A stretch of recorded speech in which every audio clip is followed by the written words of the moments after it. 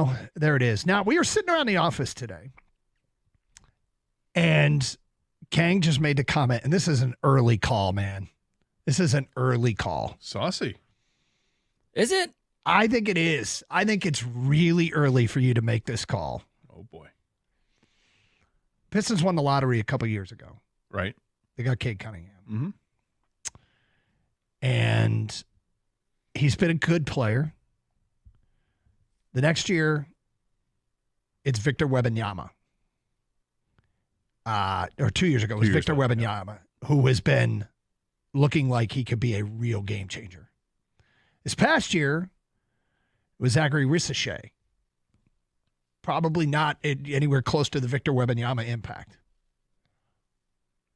Khang thinks the next Wembanyama's in the pipeline.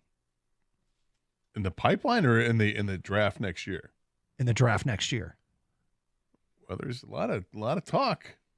I think you know who I'm pointing at then, Gator. You are all in. On Cooper Flagg. There it is. Mm-hmm. Absolutely. I want to... Your full staff on Flagg? Yes. Get that on a shirt.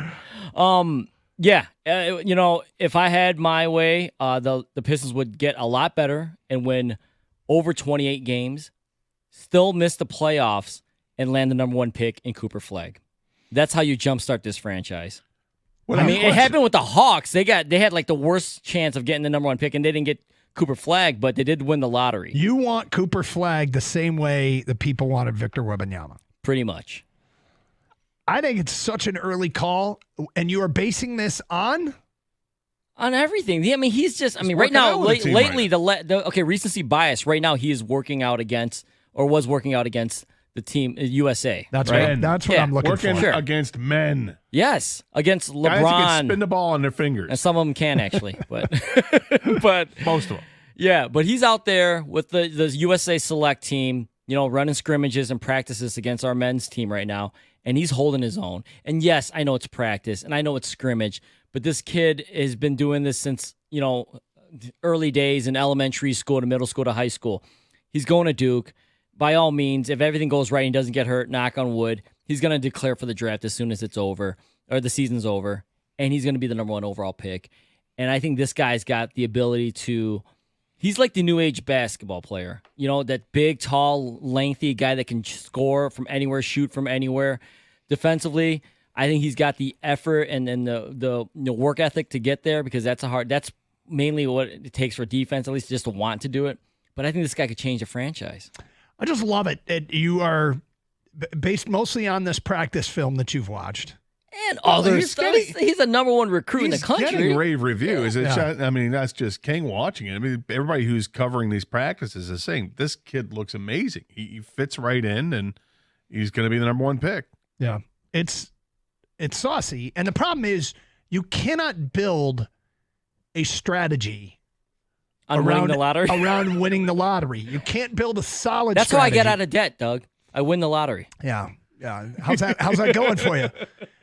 But there are different seasons, and you think this season it's as important to get the number one pick as it was with Wembanyama. Yes, you're right. There are. I'm not going to say the word generational, but I think he is very. You're really close to saying that. No, word. But there are years, you kind of mentioned it. Like there are years when you really want to win the lottery. This is one of those years. Like. Even the Cade year, I'm not sure everyone really wanted to win it, although I think Cade was the consensus number one. It wasn't like they were thinking LeBron or Wembanyama. I think Cooper Flagg is in that talk. Now, he's not there with LeBron and Wemby necessarily, but I think he's right on the cusp. He's that good, or going to be that good. It's like the Zion year, you think? Where everyone knows it's going to be him? I think everyone knows it's going to be Cooper Flagg. Yeah. Kind of, yeah. Where you want to win it and you know who you're taking. Both guys going to Duke, too, or went to Duke. But, I mean, Gator, get on board with me, man. I'm fine. I'll ride with you. I'm good with this.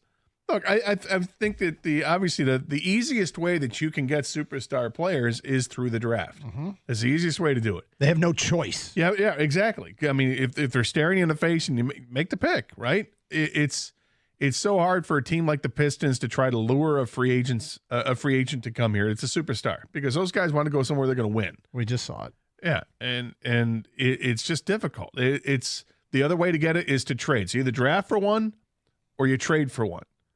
And it's hard to trade for them as well. I mean, you got to have kids. They got to make it work. You got cap space to finagle and players and picks going either way. And, it's tough to make it work. And again, teams aren't going to ship off a player. Nobody gets traded to Siberia anymore. That doesn't happen.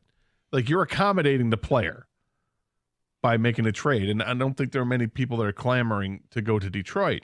Not right now, because they're not winning. So again, easiest way to do it, the best way, I mean, not the best way, but the easiest way to do it is through the draft. So if the Pistons get the number 1 pick, I'm with Khang. I'll take him. Let's go. Yeah, I think Sag for Flagg. I'm calling it now. Oh, I like that. Sag for Flagg. Better than the full staff for Flagg? Full staff for Flagg works too. But you want the team to sag so they have the best opportunity to get that pick. And yet I don't. I just want them to get the first pick. Hopefully they can win more games than they did last year, like twice as many as they did last year. I don't expect this to be a playoff team, but they're probably one of the 5 worst teams in the league again. But if they're not, then that's a pleasant surprise. That it's as simple as getting a coach and general manager in here that know what they're doing to assemble the right players around the core group. And they're going to take their time. That's the other thing we take out of it is that J.B. Bickerstaff's going to take his time to figure out what they have with the players that are on the roster currently, because everybody's going, well, what do you do with Duren and Ivey? Can Ivey and Cade coexist and all this? Well, let the new coach work with them and see what happens. Let the new coaches work with Jaden Ivey and his shooting.